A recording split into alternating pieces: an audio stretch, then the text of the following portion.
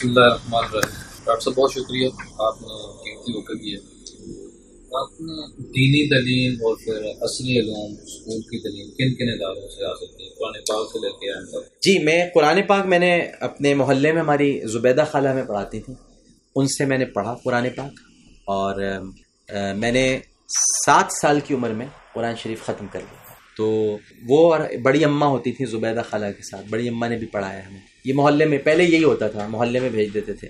اور اس کے علاوہ شروع میں مجھے یاد ہے کہ ایک بہت ہی خوبصورت سے مولانا ہمارے گھر آتے تھے۔ خوبصورت سے میں اس لیے کہتا تھا، ان کی لال داڑھی تھی، گورا چہرہ تھا، تو ہم انہیں مولانا کھلونا کہا کرتے تھے۔ مطلب وہ بہت اچھے لگتے تھے۔ میں چھوٹا تھا تو میں مولانا کھلونا کہتا تھا ان کو، بالکل گڈے کی طرح لگتے تھے وہ۔ جو پہلا صحیح نام کیا؟ ان کا نام تھا مولانا ظفر، ٹھیک ہے، لیکن ہم انہیں مولانا کھلونا کہتے تھے۔ تو انہوں نے مجھے یسرن القرآن پڑھایا تھا۔ تو یہ آپ کہہ سکتے ہیں کہ کسی عالم کی طرف سے یہ مجھے ایک، پھر اس کے بعد میں نے قرآن شریف سارا زبیدہ خالہ سے پڑھا۔ اور پھر جو اسکول تھا میرا، وہ پہلے میرا برائٹ فیوچر اسکول تھا، جہاں پر میں نے 8ویں تک پڑھا، اور میٹرک میں نے علی اسکول سے کیا۔ اس کے بعد میٹرک میں نے امتیازی نمبر حاصل کیے، اے گریڈ میرا آیا تھا۔ اور اس کے بعد پھر میں بہترین کالج تھا کراچی کا، جو کہ آدم جی سائنس کالج ہے، اس میں میرا ایڈمیشن پرسنٹیج کی بنیاد پہ نہیں ہوا تھا، کیونکہ بہت زبردست پرسنٹیج تھی۔ تو 60 لڑکوں کو ہرا کر میں نے ایک ڈبیٹ کی نشست پر وہ داخلہ لیا تھا۔ تو وہ ایک نشست تھی صرف، جس میں جو ڈبیٹ ایکسٹرا کریکولر ایکٹیویٹیز میں ڈبیٹ کی نشست تھی، وہ 60 لڑکے تھے جن کو میں نے ہرا کر، اور اس میں تو کہ میرے 2% سے کم تھا میں، لیکن میں ایلیجبل تھا کہ میں یہ مقابلہ کر سکتا تھا۔ تو آدم جی سائنس کالج میں نے، کیونکہ اس سے پہلے میں بہت اچھی تقریریں وغیرہ کرتا تھا، تو وہ کام چل گیا۔ آدم جی سائنس کالج میں پڑھا پری میڈیکل میں، اور اس کے بعد پھر لیاقت میڈیکل کالج میں نے ایڈمیشن لیا۔ اور اسی دوران، یعنی جب میں لیاقت میڈیکل کالج میں زیر تعلیم تھا، تو پھر میں خود ہی مائل ہو گیا ذرا جاب کی طرف، اور میں نے اسی زمانے میں پھر اخبار میں لکھنا شروع کر دیا۔ وہی جراثیم، نانا صحافی، ماں کالم نگار، تو وہ کہیں نہ کہیں یہ چیز آپ آ گئی تھی، تو پھر میں صحافت میں آ گیا تھا۔ تو پرچم اخبار کا میں ایڈیٹر ہوا۔ اس کے بعد تعلیمی سلسلہ، یعنی یہ کوئی اور آگے، یعنی ہم ایم اے نہیں کر سکے یا مزید آگے نہیں جا سکے، بس یہیں تک محدود رہا، اور پھر صحافت میں ہم لگ گئے تھے۔ آپ مذہبی اسکالر ہیں، سماجی کارکن ہیں، صحافت میں بھی آپ اس بات کو اچھا ہے، لیکن اس کے ساتھ ساتھ جو آپ کی پہچان بنی وہ نعت ہے، تو نعت پڑھنے کا جو مخصوص انداز ہے وہ آپ نے کہاں سے اڈاپٹ کیا؟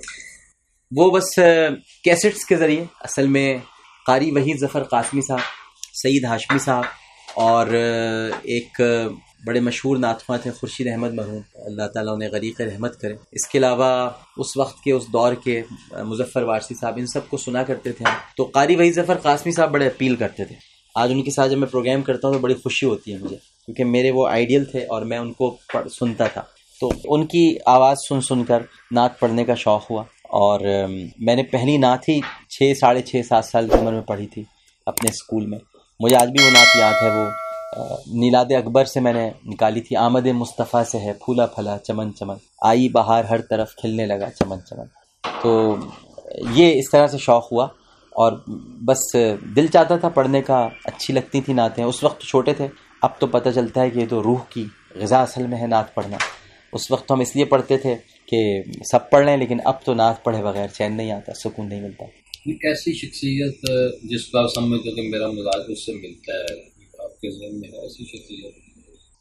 میرا مزاج تو بڑا، یعنی آپ یوں سمجھ لیجئے کہ بڑا مد و جزر والا ہے۔ یعنی میرا مزاج کبھی پل میں ماشا اور پل میں تولا ہے۔